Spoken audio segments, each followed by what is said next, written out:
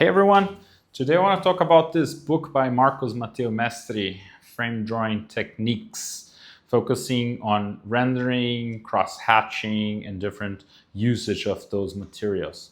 As I always like to mention, as a reminder, that Mateu-Mestre is an artist working on layouts and environment design for the entertainment industry.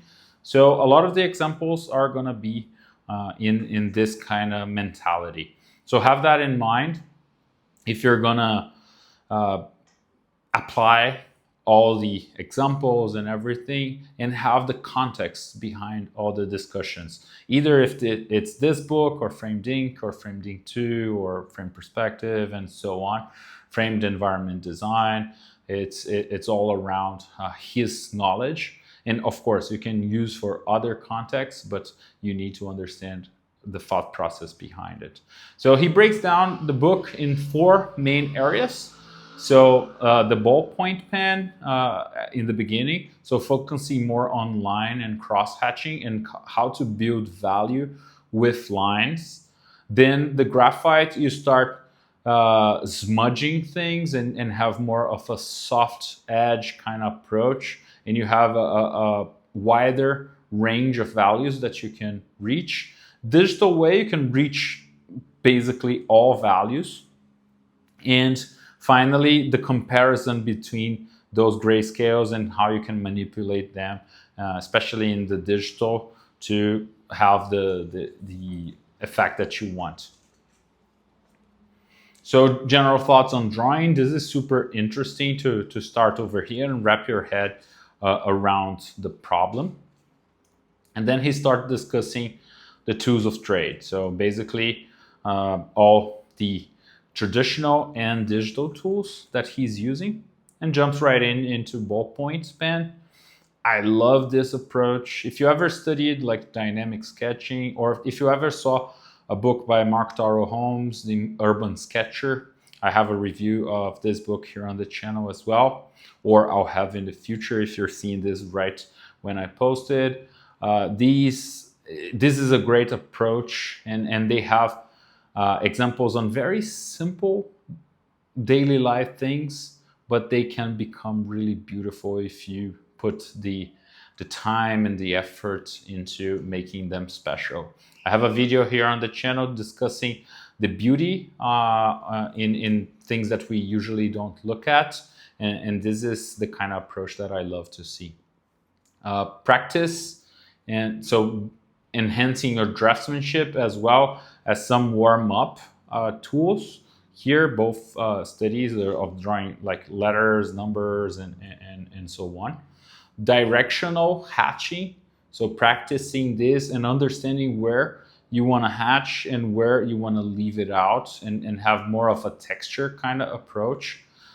It's a very difficult but very interesting study.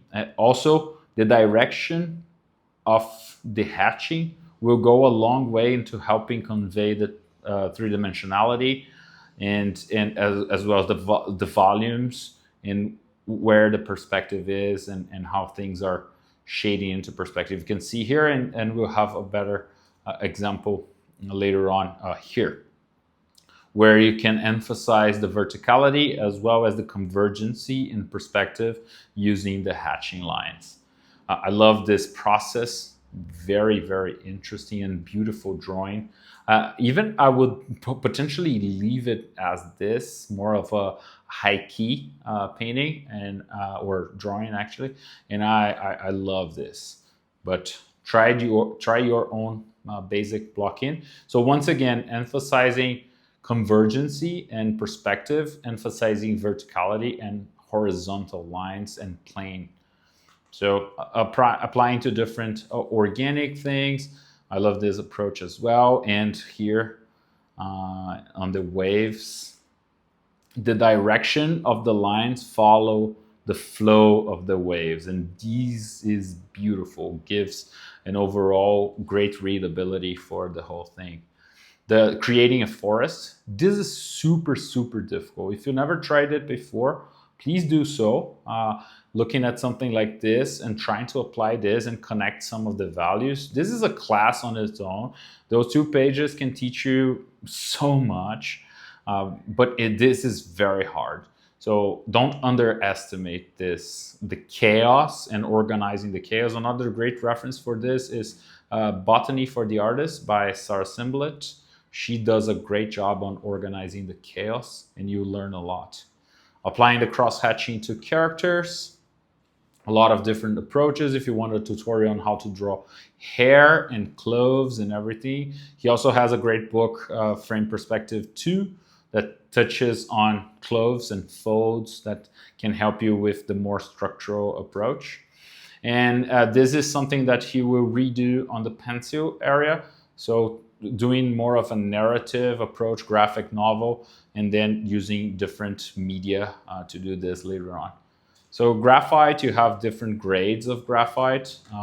Some are softer and some of them are harder, and you can see the difference in how soft and the range of values from darker to lighter that they will get. So the tools that you need depend on the type of results that you want to get. If it's more of a high key thing, maybe going for a harder. If it's more of a low key, going softer and maybe even into charcoal to get the full range of values, or focus more on the dark side. Application to vegetation. If you've seen my drawings before, I love these. These are really my kind of way to go and kind of rendering. I love it. Even with more of soft edges, I love this. The directionality of different planes, this is great. Reminds me a lot of Andrew Loomis as well. I think Marcos Mateu has, I don't know if he studied a lot of Loomis back in the day, but definitely has some of that flavor. A lot of different applications. And finally, that one that I mentioned before, using the full range. And then going digital, now you need to get really used to the new tool. And sometimes if you're not using a Cintiq, learning how to draw without having your hand on top of it, and that brain, eye, and hand coordination will take some time to get used to. You have no-tan approaches. You can do this really easily on digital, and it's a great exercise. Try your own and not focus only on looking at what he did, but doing your own approaches. If you've seen my videos or any videos by Nathan Fox discussing the simple statement, or just search Google Nathan Fox simple statement, you find some discussions on this, and he highly recommends doing 2 to 3 value studies in all his courses on schoolism. Here, understanding where you're gonna have more of a positive versus negative kind of approach to something really complex. I love this kind of mentality and approach.